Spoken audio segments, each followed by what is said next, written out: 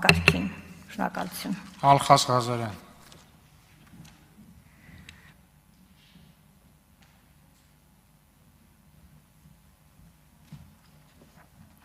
Շնորհակալ եմ, հարգելի գործընկերներ, սիրելի հայրենակիցներ, վերջին օրերի իրադարձությունները ապացուցում են, որ Հայաստանի հոգևոր կյանքը նորոգելու եւ հայաստանյաց առաքելական Սուրբ եկեղեցին կտրիչի կլանից ազատագրելու վարչապետի եւ մի շարք հոգևորականների ջանքերը արդարացված են։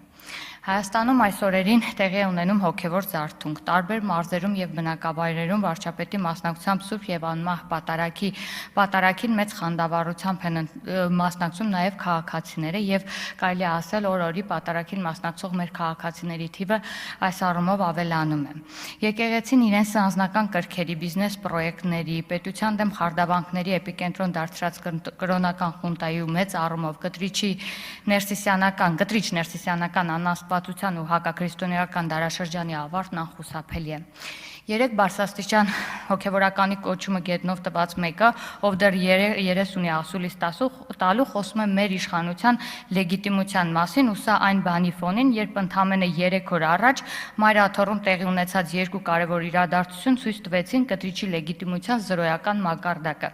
Նախատեսված էր Գերագույն հոգևոր խորհրդի ժողով եւ դրան զուգահեռ Մայրաթոռի բակում պետք է տեղի ունենար հավաք ի պաշտպանություն կտրիչ Ներսիսյանի, սակայն երկու միջոցառումներն էլ ձախողվեցին։ Առաջինի դեպքում հոգևոր խորհրդի անդամները չներկայացան եւ նիստը չկայացած, իսկ երկրորդի դեպքում էլ, ինչպես տեսակ, հանրությունը պարզապես չգնաց կտրիչին աջակցելու։ Այս երկու ձախողումները խոսում են այն մասին, որ եթե կտրիչը նախկինում ապա լեգիտիմ էր հանրության շրջանում, ապա հիմա նա կորցրել է իր լեգիտիմությունը նաեւ ներսում բարձրագույն հոգևոր դասի շրջանում։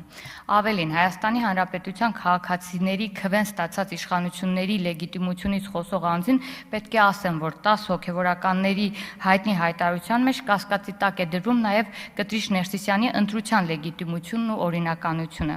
Մեջբերում հայտարարության այդ հատվածից։ Շատ ենք ցավում վերջին ամիսներին մեր եկեղեցու ներսում եւ մեր եկեղեցու շուրջ արկա անառողջ մթնոլորտի համար, որը փոթորկում է մեր բոլորի հոգիները։ Այս ամենը գուցե չլիներ, եթե ուշադրություն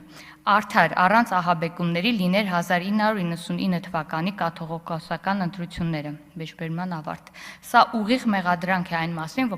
որ 1999 թվականին կտրիչի ընտրությունը կաթողիկոսի պաշտոնում տեղի է ունեցել կեղծիքներով, ահաբեկումներով եւ բռնության ուղեկցությամբ, ինչի վրա հրավիրում եմ մեր բոլորի, այդ թվում նաեւ իրավապահների ուշադրությունը, եւ սա համարում եմ հաղորդում հանցագործության մասին։ Մարիամ Պողոսյան,